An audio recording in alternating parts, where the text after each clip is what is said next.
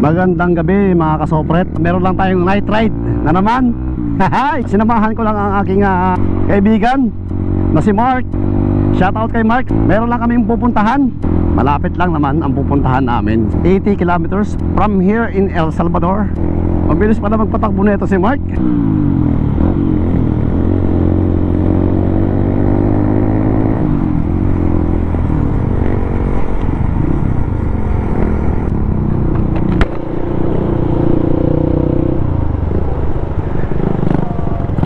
Mark, talian muna kaya natin yan. Talian muna natin yung ano mo. Talian natin para hindi bumababa pa.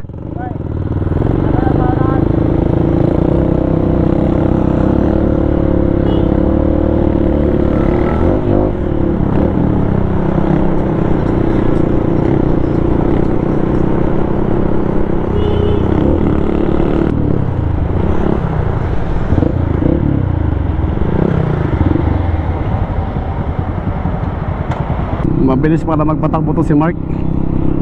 Madilim dito mga kasopret.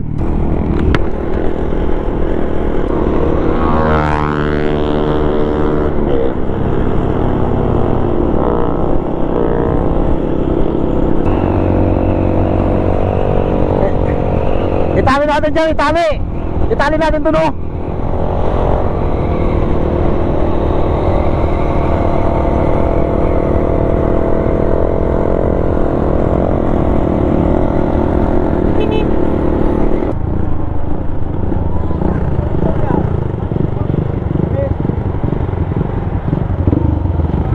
Ayan Marco, tali sa kahoy.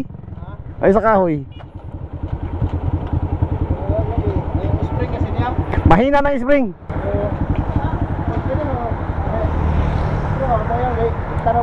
Standard maulog.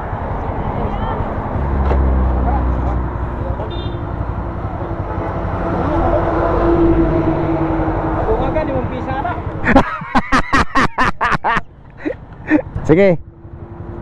Ang bilis pala ng motor na to. Wala na, okay lang Mark. Okay lang, hindi. Okay lang. Okay lang. Bakit tindahan rin? Wala, yan, uminto kami. Kasi tinalian ni Mark yung kanyang stand. Bumababa, mahina na yun, ano niya spring niya. Yun, okay na yan.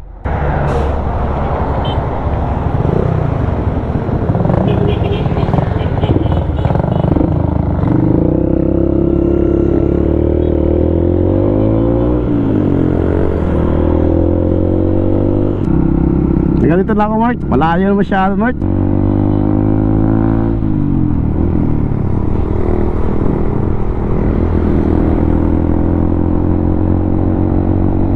Yan at Alubihid na to. Tapos Lagindingan na susunod. Lagindingan airport na to na Cagayan de Oro.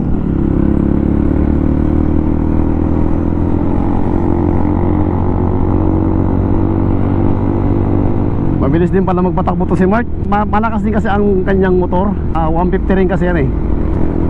Nakaka-enjoy mag motor-motor sa gabi. Dahil mainit sa bahay. Kasi kanina naramdaman ko pagkagising ko is mainit talaga ang panahon. Mabilis yung motor ni Mark ah. Oh, nandun na kaagad oh. Magaang kasi. Ito ay Lagindingan na. Papunta to ng airport. Basta mayroon dito nga roundabout eh. Ito may street light dito.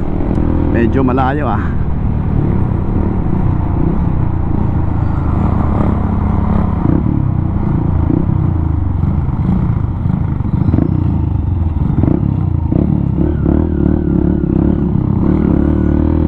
Iba itong inanuhan dinaanan namin ah.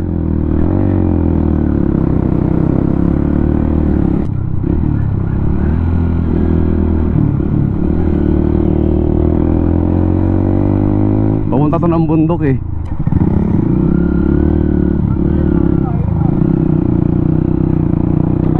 Ha? Uy, mamaya, pag-extend mo dyan, highway mo. Oo, sige.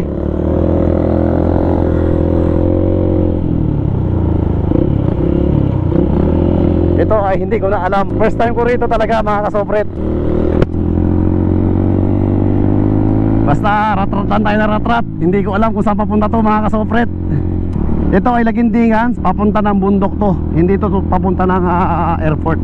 Hindi ko to nakita sa mapa kanina. Bilis magpatakbo ni Mark. Malakas yung motor niya.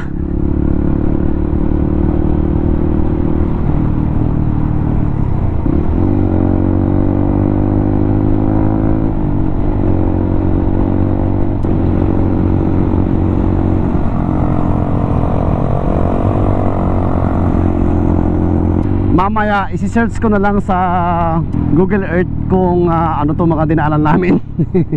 Kasi hindi ko talaga alam itong mga dinaanan namin. Itong wala akong idea kung anong kalsada to. Papuntang ano to basta gubat to eh.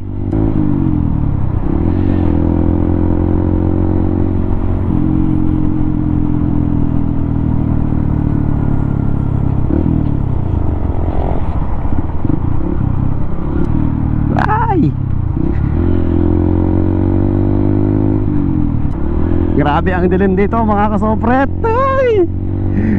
Scary dito, scary. Gubat oh. Walang bahay. Yun, may bahay isa. Ay! Dilim, hindi ako dito dadaan mamaya. Doon pa rin ako dadaan sa highway. Mas maraming bahay doon eh. Yun, at nandito na kami ngayon sa Lourdes, Barangay Lourdes dito sa Lagindingan. Ayan, kasama ko si Mark. Meron siyang kapatid dito. Dito tayo magpa-parking. Malapit lang pala Mark eh. Malapit lang pala. Mamaya pagbalik natin, doon pa rin tayo dadaan. Pero natakot ako doon sa daan kasi siyempre first time ko rito, tapos madilim siya. Ito yung lugar, Barangay Lourdes. At nag-ikot-ikot muna ako dito sa Lagindingan, downtown ng Lagindingan. Hindi to sa Lagindingan Airport Lagindingan na palengke, parang ganyan. Tianggihan. Yan, lalabas na tayo sa highway. Ito yung highway talaga, Palawan.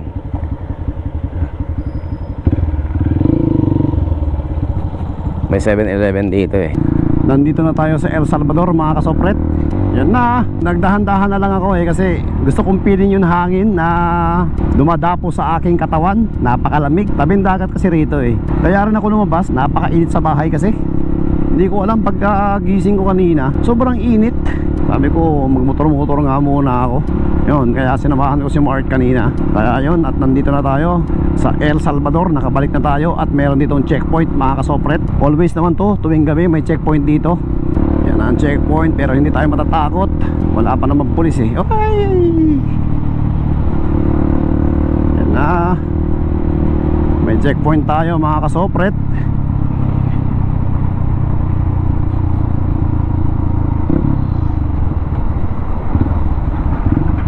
Yan ang mga checkpoint. Pero hindi naman sila nag-checkpoint. Naka-ano lang sila. Pinili lang siguro nila yon, checkpoint din nila. Punta tayo rito ngayon sa 7-Eleven. Bibili tayo ngayon ng ating maiinom. At magpapaalam na rin ako dito. At maraming salamat sa inyong pagsubaybay. Kinapos ako At maraming salamat sa inyong pagsubaybay lagi sa akin mga kasopret. Babus.